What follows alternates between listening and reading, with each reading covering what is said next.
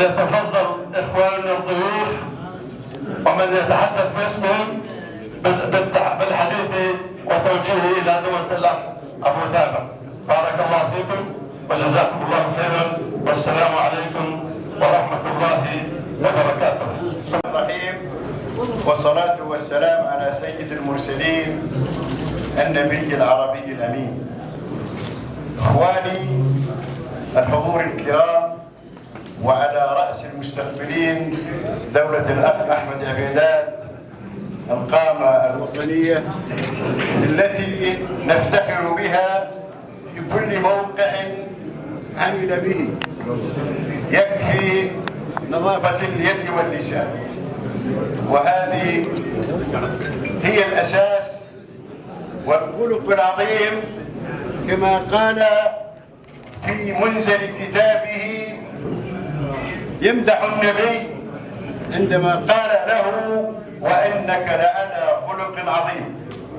بمعنى أن الخلق هو الأساس، والوطنية والنظافة اليد واللسان هي الأساس.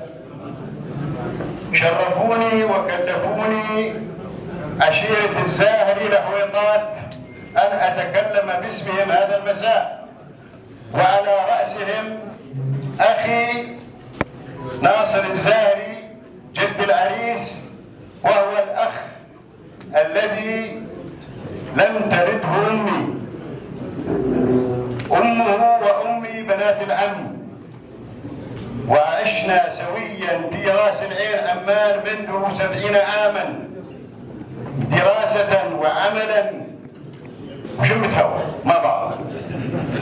لذلك أقول أنا أتكلم هذا المساء باسمهم، متمنين أن يكون هذا اليوم اليوم المبارك يوم فيه الفرح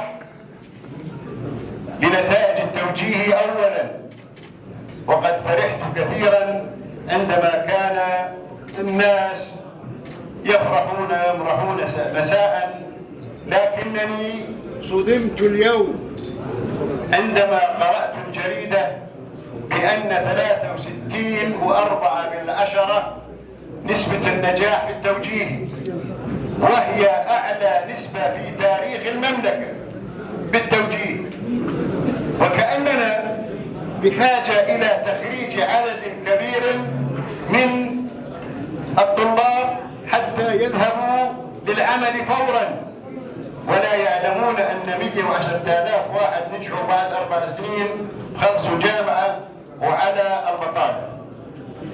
البطالة القنبلة الموقوتة في الأردن.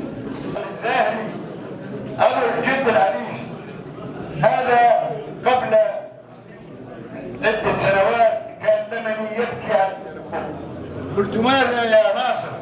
قال: أمي توفت، أمي بنت عم أمه.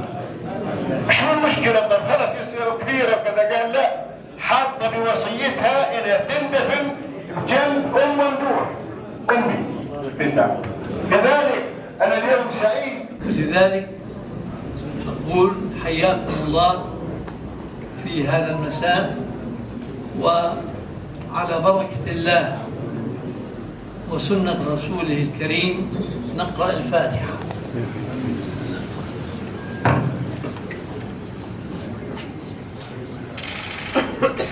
مبارك عليك.